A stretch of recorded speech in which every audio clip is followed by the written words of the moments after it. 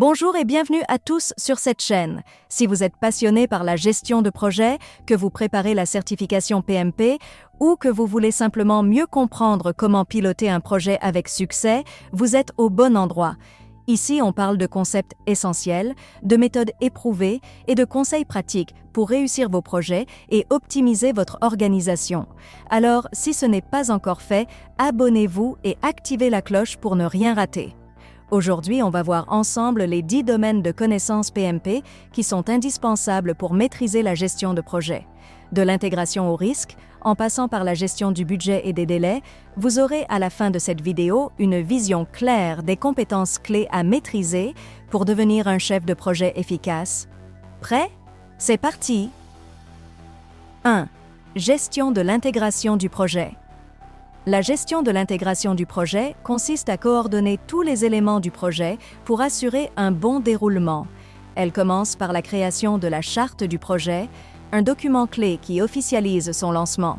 Ensuite, le plan de management du projet est élaboré pour définir comment les différentes parties, périmètre, coûts, délais, qualité, ressources, risques, etc., seront gérées. Tout au long du projet, il est crucial de contrôler les changements, car les ajustements doivent être validés pour éviter des dérives. Cette gestion implique aussi l'analyse des performances et la mise à jour continue des documents.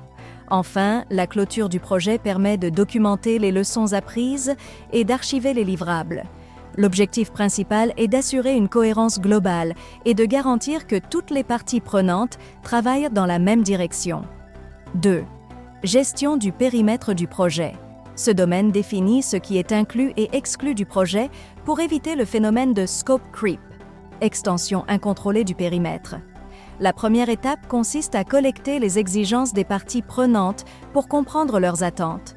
Ensuite, la définition du périmètre permet d'établir un cadre clair pour le projet. L'outil clé utilisé ici est le Work Breakdown Structure, WBS, qui divise le projet en livrables plus petits et gérables. Une fois le périmètre validé, il est essentiel de contrôler les modifications pour éviter toute dérive incontrôlée. Des revues régulières sont effectuées avec les parties prenantes pour valider l'alignement avec les objectifs initiaux. Ce processus garantit que le projet reste focalisé sur les résultats attendus sans inclure de tâches inutiles qui pourraient impacter le budget et le planning. 3. Gestion du calendrier du projet. La gestion du calendrier vise à planifier et contrôler les délais pour assurer que le projet respecte ses échéances. Elle débute par l'identification des activités nécessaires pour chaque livrable du projet. Ensuite, ces activités sont séquencées afin de déterminer leur ordre logique et les dépendances entre elles. L'estimation des durées est réalisée en utilisant des techniques comme l'estimation par analogie, paramétrique ou à 3 points, PERT. Une fois la planification effectuée, on construit un diagramme de Gantt ou un chemin critique, CPM, pour suivre l'avancement du projet. Un contrôle régulier est nécessaire pour ajuster les retards potentiels et mettre en place des actions correctives comme le crashing, ajout de ressources, ou le fast-tracking, exécution simultanée de tâches dépendantes. 4. Gestion des coûts du projet. Ce domaine concerne l'estimation, la planification et le contrôle des coûts du projet afin d'assurer sa rentabilité. La première étape consiste à estimer les coûts en prenant en compte les ressources, la main-d'œuvre et les matériaux nécessaires. Ensuite, un budget global est établi servant de référence pour suivre les dépenses. Pendant l'exécution, l'outil clé utilisé est l'analyse de la valeur acquise, EVM, Earned Value Management, qui compare le coût réel au coût prévu pour évaluer la performance financière du projet. Si des écarts sont détectés, des mesures correctives sont appliquées, comme la réallocation des ressources ou la réduction des coûts sur certaines activités non critiques. L'objectif est de respecter le budget tout en maintenant la qualité. 5. Gestion de la qualité du projet. L'objectif est d'assurer que les livrables du projet répondent aux standards définis par les parties prenantes et les exigences réglementaires. Cela commence par la planification de la qualité qui définit les critères et méthodes d'évaluation, normes ISO, Six Sigma, etc. Ensuite, la gestion de la qualité permet de suivre l'exécution des tâches et d'identifier les éventuelles non-conformités. Des audits réguliers sont effectués pour contrôler la conformité aux exigences. Enfin, le contrôle qualité implique l'utilisation d'outils comme les histogrammes, les diagrammes de Pareto et les cartes de contrôle. Si des écarts sont détectés, des actions correctives sont mises en place pour éviter les défauts et optimiser la satisfaction client. 6. Gestion des ressources du projet. Ce domaine concerne la gestion de l'équipe et des ressources matérielles nécessaires au projet. Il commence par l'identification des besoins en ressources et l'attribution des rôles et responsabilités, souvent définis dans une matrice RACI, responsable, approuvé, consulté, informé. Ensuite, le développement de l'équipe passe par des formations, des activités de cohésion et la gestion des conflits. La motivation et le leadership jouent un rôle crucial dans l'efficacité de l'équipe. Par ailleurs, la gestion des ressources physiques implique la planification, l'allocation et l'optimisation de l'utilisation des matériaux et équipements. Un suivi régulier permet d'ajuster les affectations et d'optimiser la productivité. 7. Gestion des communications du projet. Ce domaine garantit une communication efficace entre toutes les parties prenantes du projet.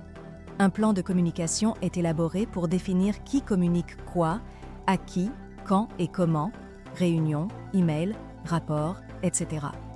Les canaux de communication doivent être adaptés aux besoins des parties prenantes, formels, informels, synchrones, asynchrones.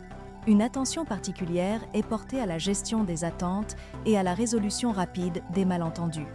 L'objectif est d'assurer une circulation fluide de l'information et de maintenir un alignement constant entre les acteurs du projet. 8. Gestion des risques du projet.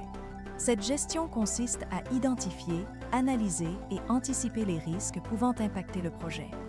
Une première étape est l'identification des risques, suivie d'une analyse qualitative, gravité et probabilité, et quantitative, impact chiffré.